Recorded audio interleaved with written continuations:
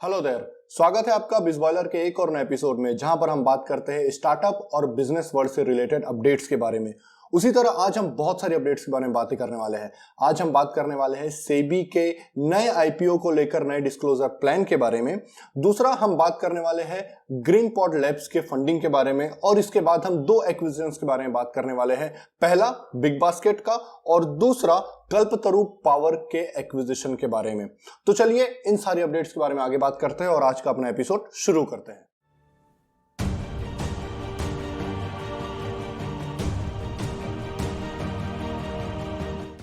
चलिए सबसे पहले बात करते हैं सेबी के आईपीओ को लेकर नए प्लान के बारे में। तो बात ऐसी है कि आपने नोटिस किया होगा कि जितने भी अभी स्टार्टअप्स आ रहे हैं जरूरी नहीं कि वो सब लोग प्रॉफिटेबल हो, राइट। तो इस चीज के कारण क्या हो रहा है, जैसे पेटीएम के साथ हुआ, लिस्ट तो वो महंगे प्राइस पर हुए लेकिन अब उनका जो प्राइजेस है बहुत ज्यादा नीचे जा चुके हैं। तो सेबी ने इन सारी चीजों को देखते हुए ये सोचा कि यार ये जो नए स्टार्टअप है ना, इनकी प्रॉफिटेबिलिटी उतनी सही नहीं है, तो इनकी जो प्राइसिंग है उसको डिटरमाइन करना तो बहुत मुश्किल हो रहा है। तो अभी तक सेबी के जो डिस्क्लोजर रिक्वायरमेंट है आईपीओ के लिए वो ट्रेडिशनल मैट्रिक्स ही है, जैसे कि कुछ अकाउंटिंग रेशोज और ये सारी चीजें। लेकिन अब सेबी से बदलना चाहता है। सेबी ने कहा देखो भैया, तुम्हारे पास प्रॉफिटेबिलिटी तो है नहीं, तो तुम्हें कुछ और नए मैट्रिक्स, की परफॉर्मेंस इंडिकेटर, ये भी तुम्हें पब्लिश करने होंगे। अब की परफॉर्मेंस इंडिकेटर को मैं आपको एक एग्जांपल से बताने की कोशिश करता हूं। अब मान लीजिए फेसबुक एक नया स्टार्टअप है।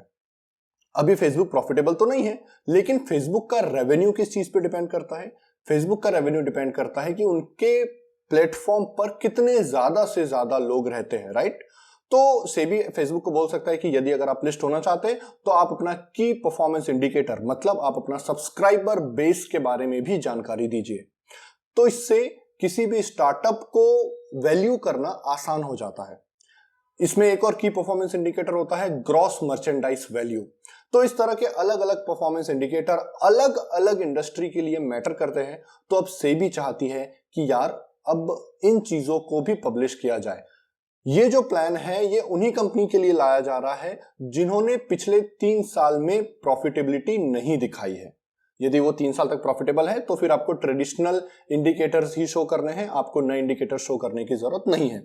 लेकिन जैसा कि मैंने कहा था कि ये अभी सिर्फ एक डिस्कशन प्लान है, अभी तक कुछ भी कॉन्क्रीट नहीं हुआ है। चलिए अब सेबी के प्लान के बारे में डिटेल बात हो गई है, तो उसके बाद हम बात करते हैं अपनी एक फंडिंग के बारे में। और वो फंडिंग आई है ग्रीन पॉड लैब्स के लिए। ग्रीन पॉड लैब ने अभी एक प्री सीड राउंड क्लोज किया है 4.3 करोड़ रुपीस का, और इसमें जो इन्वेस्टर्स है वो है इंडियन एंजल नेटवर्क, रॉकस्टार्ट, और ये जो सारी फंडिंग है ये forum for innovation, incubation, research and entrepreneurship Goa, इसके तहत स्पॉन्सर्ड, इसके तहत सपोर्ट की गई है। इसका शॉर्ट में फॉर्म बनता है फायर, और फायर गोवा ने इसमें 7.5 लाख रुपए सैंक्शन किए हैं। फंडिंग का यूज जानने से पहले हम ये समझ लेते हैं कि स्टार्टअप करता क्या है। तो देखिए ये जो स्टार्टअप है ये एक पैकेजिंग सर्विस प्रोवाइड करता है। जो भी फ्रूट्स एंड वेजिटेबल्स जिनकी शेल्फ लाइफ बहुत कम होती है, तो ये ऐसी पैकेजिंग सर्विसेज प्रोवाइड करते हैं कि उनकी शेल्फ लाइफ बढ़ जाए, राइट। तो ये जो फंडिंग है, इस फंडिंग का यूज इसी चीज के लिए रिसर्च एंड डेवलपमेंट में किया जाने वाला है और उनके ऑपरेशंस को बड़ा करने में भी किया जाने वाला है।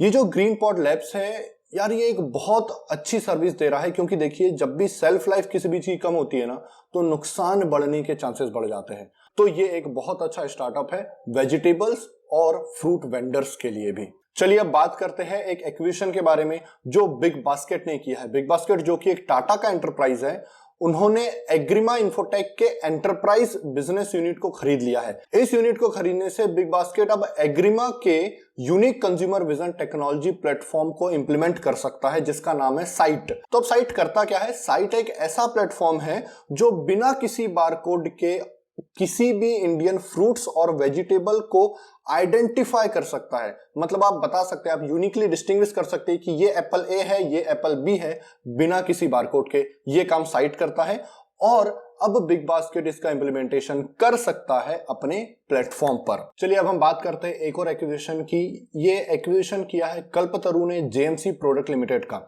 कुछ लोगों को पता होगा कि जो जेएमसी प्रोडक्ट लिमिटेड है वो कल्पतरु की ऑलरेडी एक सब्सिडरी है, लेकिन एक अलग एंटिटी थी जो स्टॉक मार्केट में लिस्टेड भी थी। इस एक्विजिशन के बाद क्या होने वाला है कि जेएमसी प्रोडक्ट कल्पतरु में पूरी तरह से मर्ज हो जाएगी। अब कंपनीज का मानना यह है कि ऐसा करने से ऑपरेशन की एफिशिएंसी बढ़ेगी और उसे बड़े लेवल पे परफॉर्म भी किया जा सकता है। जेएमसी प्रोजेक्ट्स एक इंफ्रास्ट्रक्चर कंपनी है, इसका मतलब कि बड़े बड़े इंफ्रास्ट्रक्चर बनाने पर काम करती है।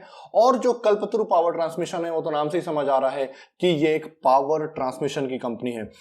इन दोनों के मर्जर होने के बाद ये इंडिया की सबसे बड़ी इंजीनियरिंग, प्रोक्योरमेंट और कंस्ट्रक्शन की कंपनी बन जाएगी। ऐसी उम्मीद है कि ये फाइनेंशियल ईयर 2023 के Q4 तक ये एक्विजिशन कंप्लीट हो जाएगा। इसका मतलब कि ये कुछ उधर फरवरी मार्च 2023 तक की बात कर रहे हैं, तो ये एक्विजिशन वहां तक जा सकता है। तो आज के अपडेट्स तो बस इतने ही थे। उम्मीद करता हूं आप पूरी तरह से अपडेटेड हो गए होंगे।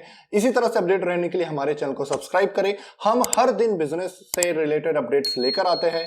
तो मिलते हैं अब कल के अपडेट्स में। तब तक के लिए थैंक यू सो मच।